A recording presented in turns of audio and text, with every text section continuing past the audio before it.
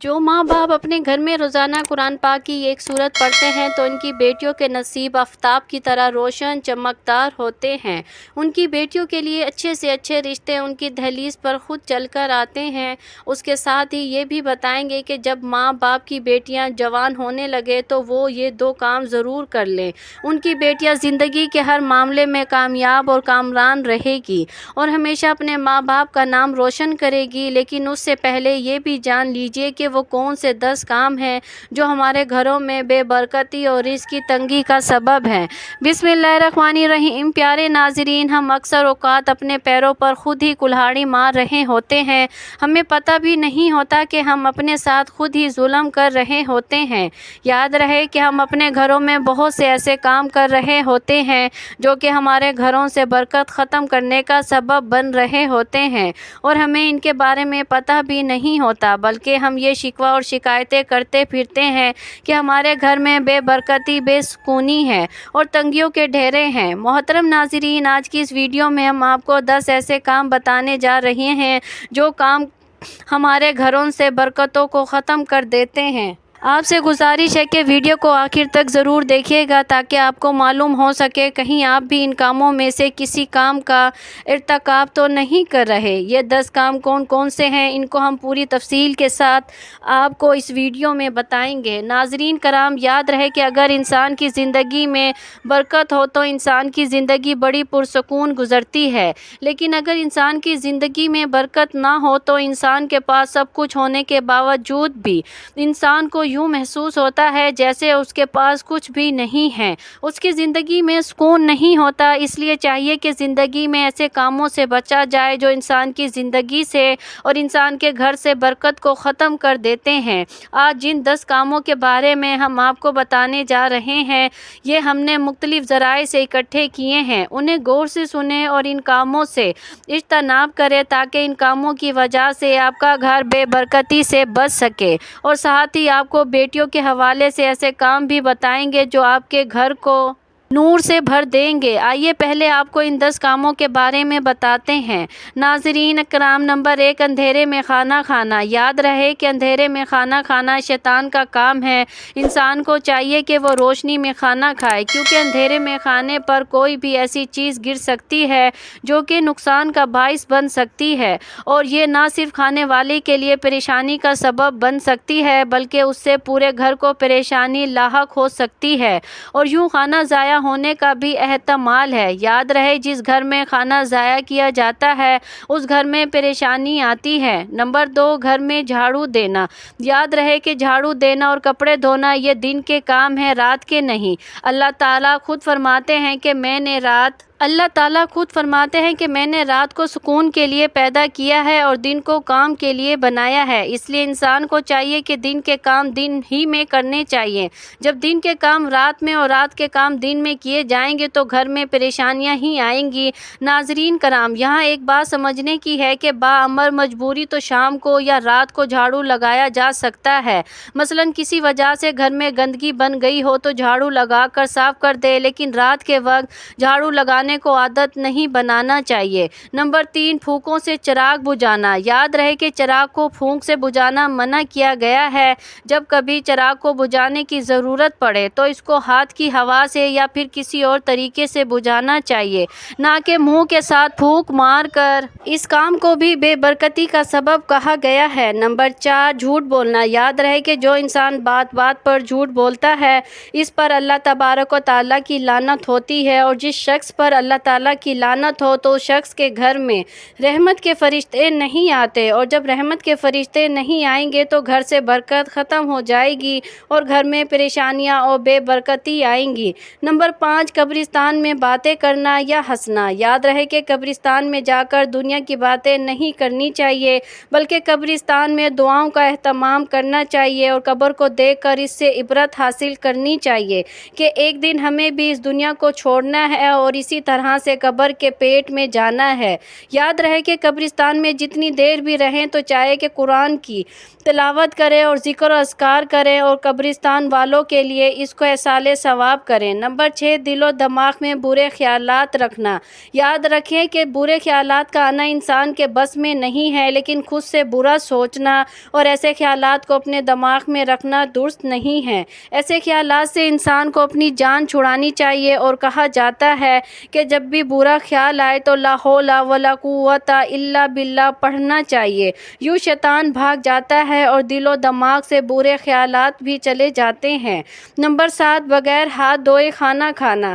یاد رہے کھانا کھانے سے پہلے ہاتھ دھونے چاہیے، یہ ہمارے پیارے آقا صلی اللہ علیہ وآلہ وسلم کی سنت مبارکہ ہے اور گھر میں اور رزق میں برکت کا سبب بھی ہے۔ اگر کھانا کھانے سے پہلے ہاتھ نہیں دھوئے جائیں گے تو گھر میں بے برکتی آئے گی اور ہمارے رزق سے برکت ختم ہو جائے گی۔ اس لیے چاہیے کہ کھانا کھانے سے پہلے اور بعد میں ہاتھ دھونے کا اہتمام کیا جائے۔ یاد رہے کہ بغیر ہاتھ دھوئے کھانا کھانے سے ہاتھ کی میل کچیل اور جراثیم بھی پیٹ میں چلے جاتے ہیں، جو نہ صرف بیماریوں کا باعث بنتے ہیں بلکہ گھر میں پریشانیاں بھی آتی ہیں۔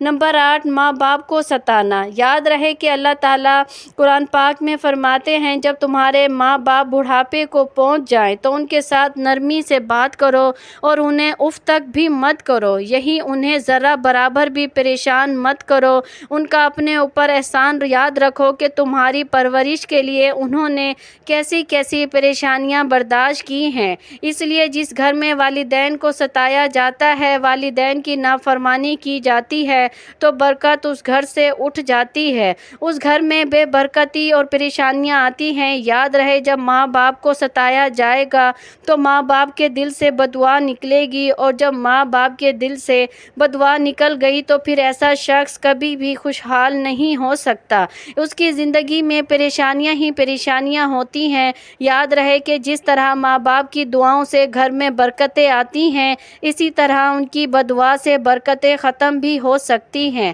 اس لیے ہمیشہ اپنے ماں باپ کی قدر کرو۔ نمبر 9، گھر میں مکڑی کا جالا چھوڑنا۔ یاد رہے جس گھر میں مکڑی کے جالے چھوڑے جاتے ہیں اور صفائی کا خیال نہیں رکھا جاتا تو ایسے گھر میں بھی بے برکتی ہوتی ہے، اس لیے چاہیے کہ گھر سے مکڑی کے جالوں کو صاف کیا جائے۔ نمبر 10، اللہ تعالیٰ کا شکر ادا نہ کرنا، یعنی کھانا کھانے کے بعد اور اللہ تبارک و تعالیٰ کی نعمت استعمال کرنے کے بعد اللہ تعالیٰ کا شکر ادا نہ کرنا، یہ بھی گھر سے برکت کو ختم کر دیتا ہے۔ یاد رکھے اللہ تعالیٰ قرآن پاک میں خود فرماتے ہیں کہ اگر تم میری نعمتوں کا شکر ادا کرو گے تو میں ان میں اضافہ کروں گا، اگر تم ناشکری کرو گے تو اللہ تبارک و تعالیٰ کا عذاب بڑا سخت ہے، اس لیے ناشکری سے بچنا چاہیے۔ اگر اللہ تبارک و تعالیٰ کی نعمتوں کی ناشکری کی جائے گی تو گھر سے برکت چلی جائے گی اور گھر میں اللہ تبارک و تعالیٰ کی ناراضگی آئے گی، جس کی وجہ سے بے برکتی اور پریشانی کا سامنا کرنا پڑے گا۔ ناظرین اکرام، یہ تھے وہ 10 کام جو گھر میں بے برکتی کا سبب بنتے ہیں۔ یاد رہے جہاں ان کاموں سے بچنے کی ضرورت ہے، وہیں پر یہ بھی ضروری ہے کہ ایسے کام کیے جائیں جو گھر میں برکت کا سبب ہے، جن میں سب سے زیادہ اہم نماز کی پابندی ہے۔ ہمارے گھر کا ہر فرد نماز کا اہتمام کرنے والا ہو، اس کے علاوہ قرآن پاک کی تلاوت کا بھی اہتمام کیا جائے اور ہر چھوٹے بڑے گناہ سے اپنے آپ کو دور رکھا جائے اور استغفار کی کثرت کی جائے۔ گھر میں اللہ تبارک و تعالیٰ کے احکام اور پیارے آقا صلی اللہ علیہ وآلہ وسلم کی سنتوں کو زندہ کیا جائے تو پھر دیکھیں کہ کیسے گھر کے اندر برکتیں ہی برکتیں آتی ہیں۔ دوستو، جن گھروں میں بیٹیاں موجود ہیں تو ایسے گھروں میں ماں باپ کو چاہیے کہ روزانہ ایک سورت ضرور تلاوت کیا کریں، لیکن اگر خود تلاوت نہیں کر سکتے تو اپنے گھر میں موجود LCD پر روزانہ اس سورت کی تلاوت کو ضرور چلایا کریں۔ ناظرین، یہ سورت قرآن پاک کی دوسری سورت یعنی سورۃ البقرہ ہے۔ نبی رحمت صلی اللہ علیہ وآلہ وسلم کے فرمان کے مطابق جس گھر میں سورۃ بقرہ کی ہر روز تلاوت کی جاتی ہے تو اس گھر سے تمام شیاطین دور بھاگ جاتے ہیں۔ شیاطین ایسے گھر کے قریب بھی نہیں آتے جہاں ہر روز صبح کا آغاز سورۃ بقرہ کی تلاوت سے کیا جاتا ہے۔ ایسے گھروں سے ہر طرح کا جادو ٹونا، اسیب، سایہ، تنگی، تنگ دستی اور بندشیں ختم ہو جاتی ہیں جہاں ہر روز صبح سویرے سورۃ بقرہ کی تلاوت کی جاتی ہے۔ اس گھر میں موجود بیٹیوں کے نصیب چاند کی طرح روشن اور سورج کی طرح چمکدار ہو جاتے ہیں۔ ایسے گھروں میں بیٹیوں کے اچھے سے اچھے اور خاندانی رشتے خود بخود چل کر آتے ہیں جہاں ہر روز سورۃ بقرہ کی تلاوت کی جاتی ہو۔